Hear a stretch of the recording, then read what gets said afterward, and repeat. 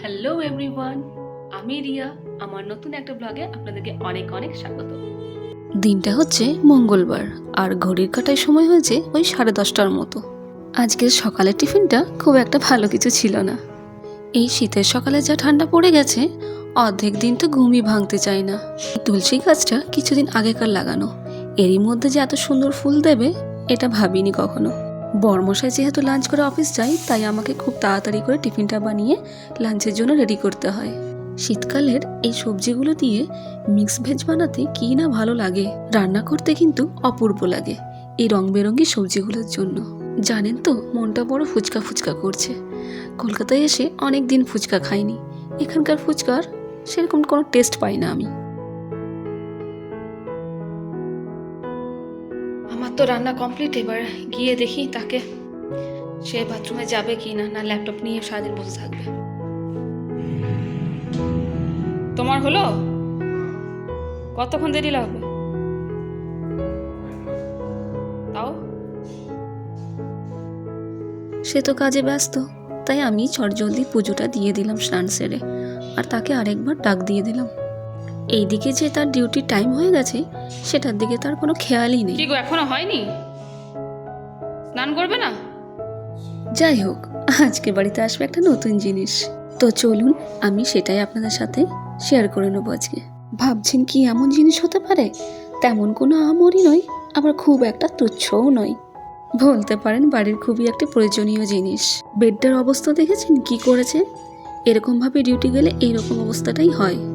কলকাতায় আসার পর সব জিনিস অতটা আমাদের আনা হয়ে ওঠেনি, বাড়ি থেকে প্রয়োজন অনুযায়ী কিছু জিনিসই আনা হয়েছিল, আর বাকি জিনিস এখানেই কিনে নেওয়া হয়েছিল। সকাল থেকে মনে মনে ভাবছিলাম কবে ফুচকা খাবো, মনের কথা মনেই ছিল, কিন্তু এভাবে যে সেটা সত্যি হয়ে যাবে সেটা ভাবিনি। যেহেতু ফুচকা আমার বেশ পছন্দের, তাই সেই ডিউটি থেকে ফেরার পথে আমার জন্য ফুচকা এনেছিল।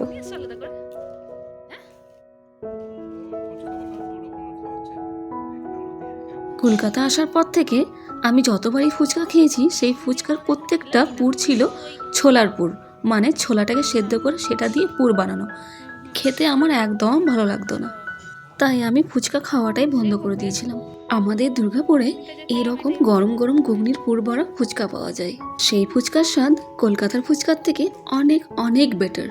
ফুচকা হলো আমার প্রিয় খাবারের মধ্যে একটা, কিন্তু সেটা যে বরেরও প্রিয় হয়ে উঠবে এটা জানা ছিল না। এই ফুচকাটা খেতে কিন্তু বেশ ভালো ছিল, ওই ছোলার পুর দেওয়া ফুচকার থেকে তো অনেক ভালো। আমার মতো ফুচকা হ্যাংলা আর কে কে আছেন সেটা প্লিজ অবশ্যই জানাবেন কমেন্টে। জীবনে খুব একটা বেশি চাহিদা নেই আমার, এই ছোট্ট ছোট আনন্দটুকু আমার জীবন অনেক বড় পাওয়া।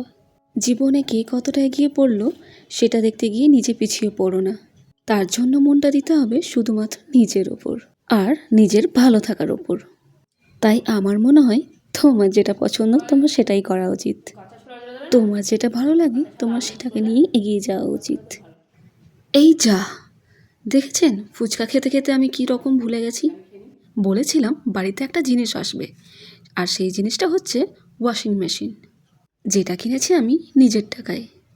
বাড়িতে যাই নতুন জিনিস আনা হোক না কেন, একটা আলাদাই আনন্দ থাকে জিনিসটা দেখার জন্য। আর জিনিসটা যখন আনবক্সিং হচ্ছিল তখন ভাবলাম আপনাদের সাথে একটু শেয়ার করে নিই। এখন ঘড়িতে টাইম ওই 7:30টার মতো, আর এটা আসার কথা ছিল ওই দুপুরবেলায়। এই ব্যাপারটা ভালো হলো, হাজব্যান্ড থাকাকালীন ওই দাদারা দিয়ে গেলেন, নইলে আমার একার দ্বারা পুরো ব্যাপারটা বোঝা একটু চাপের হয়ে যেত। ছোটবেলা থেকে একটা কথা জেনে এসেছি, তুমি কারো খারাপ না চাইলে তোমার খারাপ কখনোই হবে না, চাইলে স্বয়ং ঈশ্বরই তোমার খারাপটা হতে দেবে না। কিছু সময় কিছু পরিস্থিতি তোমার অবশ্যই শক্ত হবে, তবে হ্যাঁ সেটা খুব বেশি সময়ের জন্য নয়। কারণ একটাই, তোমার সেই শুভ শক্তি, তোমার সেই সৎ মনোভাবনা আর ঈশ্বরের প্রতি অগাধ বিশ্বাস। চালাকি তো অবশ্যই ভালো, কিন্তু ওই কথায় আছে না, অতি চালাকের গলায় দড়ি, আর এই গলার দড়িটা স্বয়ং ঈশ্বরই পরান। কি ভাবছেন আমার ভিডিওতে হঠাৎ এই সমস্ত কথা কেন বলছি? কারণ কিছু মাস যাবৎ আমার সাথে ঘটে গেছে এক অন্যরকম ঘটনা, আর সাক্ষী হলাম এমন একটা ঘটনার, যে ঘটনা মনে পড়লেই 2024 সালের সেই কথা মনে পড়ে যায়। আপনারা যে কজনই আমাকে সাবস্ক্রাইব করেছেন, আমাকে ভালোবেসেই করেছেন, প্রতিনিয়ত আমার ভিডিও দেখে যেভাবে কমেন্ট করেন, সেই ভাবনা দিয়েই আমার মনে হলো আমি কিছু কথা আপনাদের সাথে শেয়ার করি।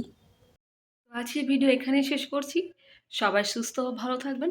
ধন্যবাদ।